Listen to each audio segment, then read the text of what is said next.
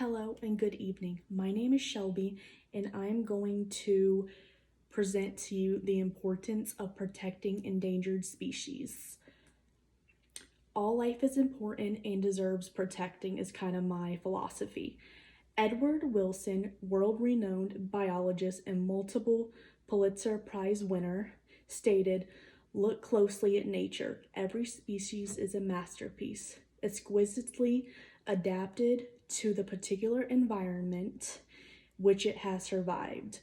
Who are we to destroy or even diminish biodiversity?" Very well stated.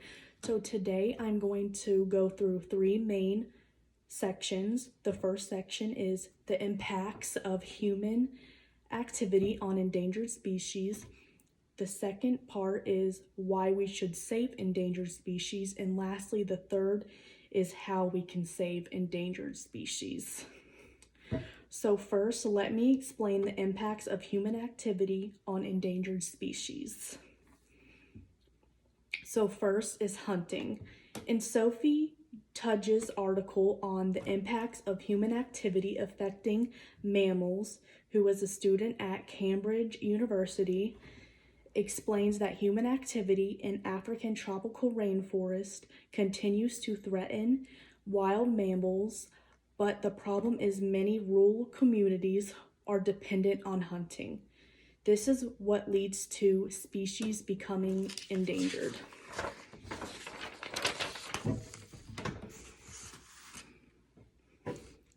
Then land destruction.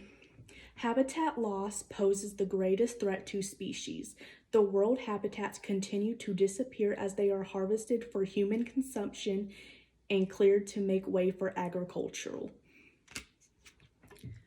Next is human-caused pollutants.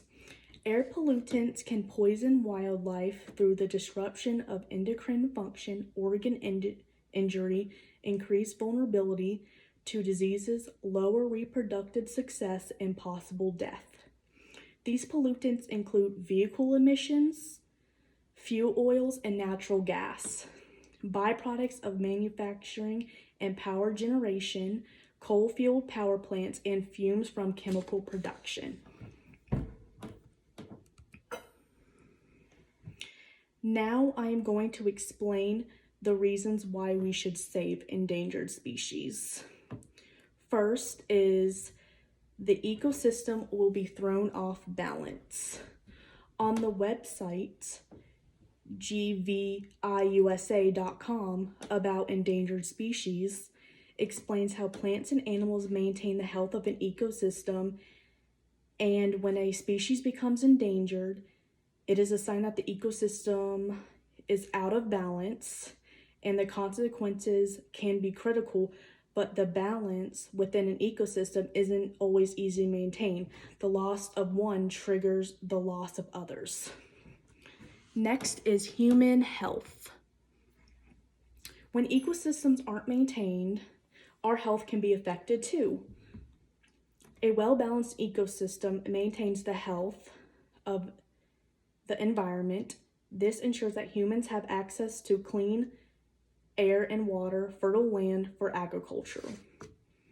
Next is humanity. All organisms deserve respect and advocacy. Every non-human living thing plays a vital role in its ecosystem. When one species becomes extinct, then that will have an effect on other species as well. Life is beautiful and it should be protected. Lastly, I'm going to go through the solutions on how to save the endangered species. First is protecting the natural land. In George Wertner's book about protecting the wild, he explains that protecting natural land and areas has historically been the primary tool of conservationists to conserve land and wildlife. Protecting the natural land and areas is what helps protect and conserve the species.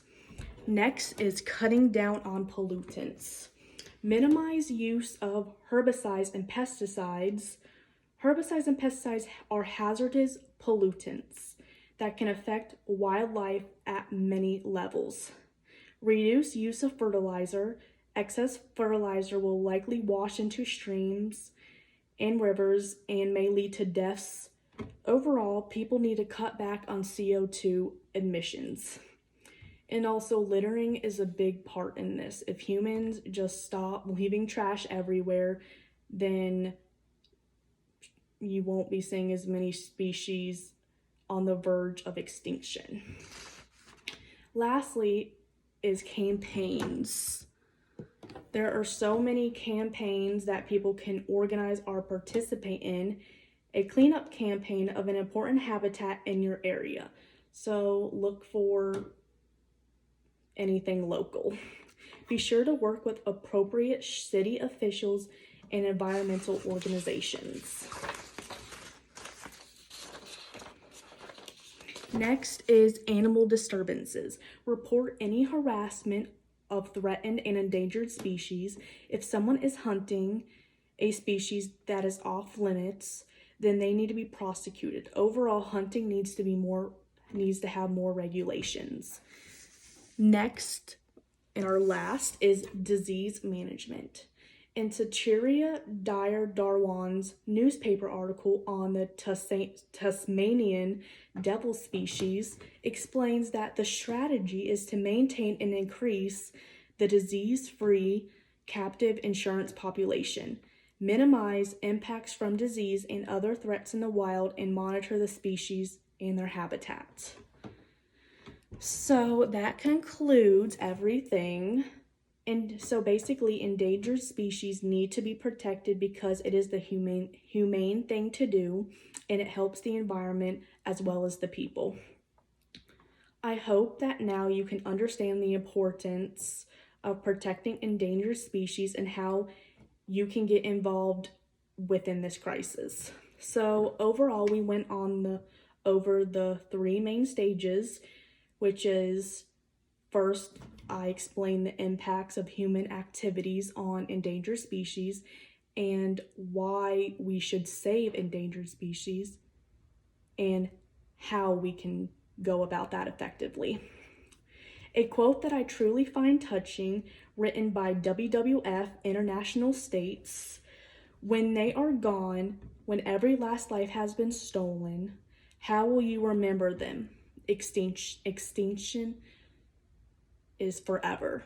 So you can never go back. Once a species is gone, they're gone. So I hope you enjoyed my speech and I hope you learned a lot. Thank you. Have a great day.